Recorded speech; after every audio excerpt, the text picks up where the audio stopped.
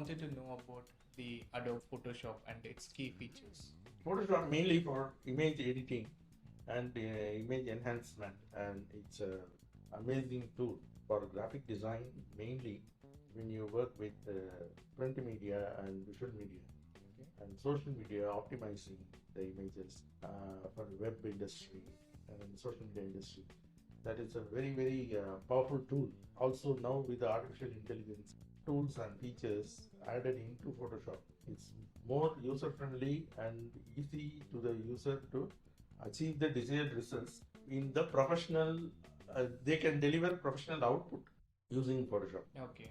The outputs are like kind of very high quality and super creative. Okay. There is no limit to your creativity or imaginations. The tools are so advanced. You can create, you can give a shape, or you can convert an idea into an image using this. Okay.